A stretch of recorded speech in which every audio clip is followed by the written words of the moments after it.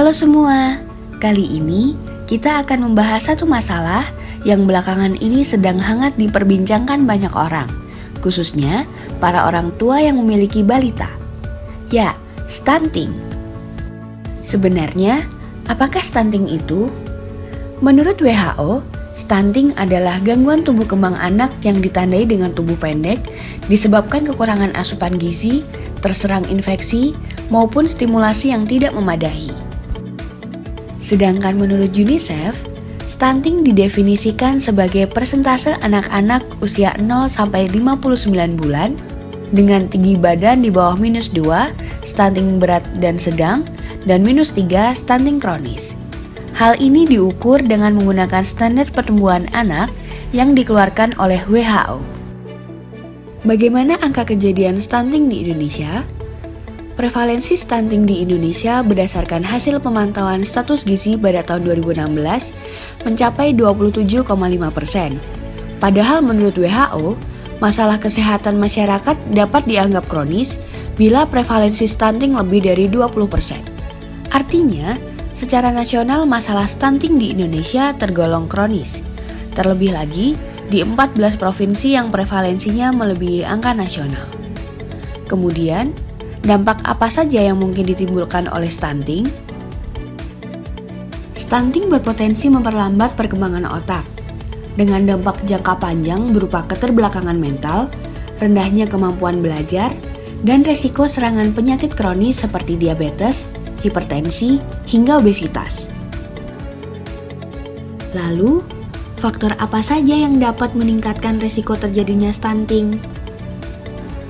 Stunting disebabkan oleh faktor multidimensi dan tidak hanya disebabkan oleh faktor gizi buruk yang dialami oleh ibu hamil maupun anak balita. Secara lebih detail, beberapa faktor yang meningkatkan risiko terjadinya stunting sebagai berikut. 1. Praktik pengasuhan yang kurang baik, termasuk kurangnya pengetahuan ibu mengenai kesehatan dan gizi sebelum dan pada masa kehamilan, serta setelah ibu melahirkan. Beberapa fakta dan informasi yang ada menunjukkan jumlah bayi 0-6 bulan yang mendapatkan air susu ibu secara eksklusif dan bayi 6-24 bulan menerima makanan pendamping air susu ibu masih belum optimal. MPASI mulai diperkenalkan ketika balita berusia di atas 6 bulan. Selain berfungsi untuk mengenalkan jenis makanan baru pada bayi, MPASI juga dapat mencukupkan kebutuhan nutrisi tubuh bayi yang tidak lagi disokong oleh ASI, serta membentuk daya tahan tubuh dan perkembangan sistem imunologis terhadap makanan maupun minuman. 2. Masih belum optimalnya akses layanan kesehatan termasuk antenatal care, pelayanan kesehatan untuk ibu selama masa kehamilan, postnatal care, pelayanan kesehatan untuk ibu setelah bersalin. Ibu hamil harus rutin memeriksakan kehamilannya ke tenaga kesehatan agar bisa memantau perkembangan janinnya. Begitu pula ibu pasca melahirkan dengan rutin melakukan pemeriksaan pada masa nifas akan meningkatkan pemahaman ibu tentang perawatan bayi yang baik. 3. Masih kurangnya akses rumah tangga atau keluarga ke makanan bergizi. Hal ini dikarenakan harga makanan bergizi di Indonesia masih tergolong mahal.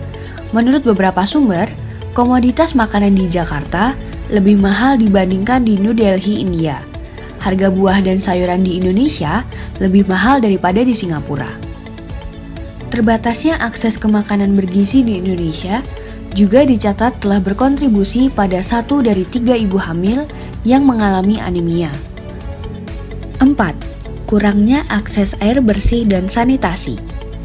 Sumber air minum layak yang dimaksud adalah air minum yang terlindungi, meliputi air ledeng, keran umum, hidran umum, terminal air, penampungan air hujan atau mata air dan sumur terlindung, sumur bor atau pompa yang jaraknya minimal 10 meter dari pembuangan kotoran, penampungan limbah, dan pembuangan sampah. Tidak termasuk air kemasan, air dari penjual keliling, air yang dijual melalui tangki, air sumur dan mata air tidak terlindung. 5. Sering menderita infeksi di awal kehidupan anak. Penyakit infeksi yang disebabkan oleh higien dan sanitasi yang buruk misalnya diare dan cacingan, dapat mengganggu penyerapan nutrisi pada proses pencernaan. Beberapa penyakit infeksi yang diderita bayi dapat menyebabkan berat badan bayi turun. Jika kondisi ini terjadi dalam waktu yang cukup lama dan tidak disertai dengan pemberian asupan yang cukup untuk proses penyembuhan, maka dapat mengakibatkan stunting. Lalu, seperti apa ciri-ciri anak mengalami stunting? 1. Anak berbadan lebih pendek untuk anak seusianya. 2. Proporsi tubuh cenderung normal, tetapi anak tampak lebih muda atau kecil untuk usianya. 3. Berat badan rendah untuk anak seusianya. 4. Pertumbuhan tulang tertunda. Namun, jangan khawatir, stunting dapat dicegah, terutama dengan mengoptimalkan masa 1000 hari pertama kehidupan. Stunting umumnya diakibatkan oleh kurangnya asupan nutrisi pada 1000 hari pertama anak. Hitungan 1000 hari di sini dimulai sejak janin sampai anak berusia 2 tahun. Jadi, gizi pada masa 1000 hari pertama kehidupan anak sangat penting untuk mencegah stunting. Oleh karena itu, orang tua harus bisa memberikan asupan nutrisi yang sesuai. Selain itu, ada cara apa lagi ya? Yuk simak penjelasan ini. 1. Memenuhi kebutuhan gizi sejak hamil.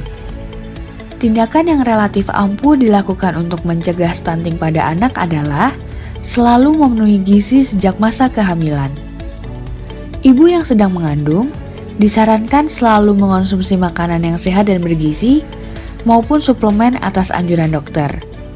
Selain itu, ibu yang sedang menjalani proses kehamilan sebaiknya rutin memeriksakan kesehatannya ke dokter atau bidan.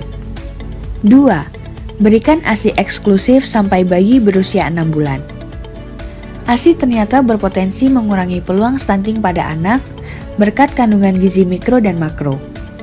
Oleh karena itu, ibu disarankan tetap memberikan ASI eksklusif sampai 6 bulan kepada sang buah hati. Protein whey dan kolostrum yang terdapat pada susu ibu pun dinilai mampu meningkatkan sistem kekebalan tubuh bayi yang terbilang rentan. 3. Memberikan MPASI sehat dengan tetap melanjutkan ASI hingga usia 2 tahun. Ketika bayi menginjak usia 6 bulan ke atas, maka ibu sudah bisa memberikan makanan pendamping atau MPASI. Dalam hal ini, pastikan makanan yang dipilih bisa memenuhi gizi mikro dan makro yang sebelumnya selalu berasal dari ASI untuk mencegah stunting. WHO pun merekomendasikan fortifikasi atau penambahan nutrisi ke dalam makanan. Di sisi lain, sebaiknya ibu berhati-hati saat akan menentukan produk tambahan tersebut. Konsultasikan dulu ke dokter. 4. Terus memantau tumbuh kembang anak. Orang tua perlu terus memantau tumbuh kembang anak mereka, terutama dari tinggi dan berat badan anak. Bawa si kecil secara berkala ke posyandu maupun klinik khusus anak. Dengan begitu, akan lebih mudah bagi ibu untuk mengetahui gejala awal gangguan dan penanganannya. 5. Selalu jaga kebersihan lingkungan. Seperti yang diketahui, anak-anak sangat rentan akan serangan penyakit, terutama kalau lingkungan di sekitar mereka kotor. Faktor ini pula yang secara tidak langsung meningkatkan peluang stunting. Nah, sekarang lebih paham tentang stunting kan? Karena itu, yuk kita sama-sama cegah stunting dengan mengoptimalkan 1000 hari pertama kehidupan. Salam sehat!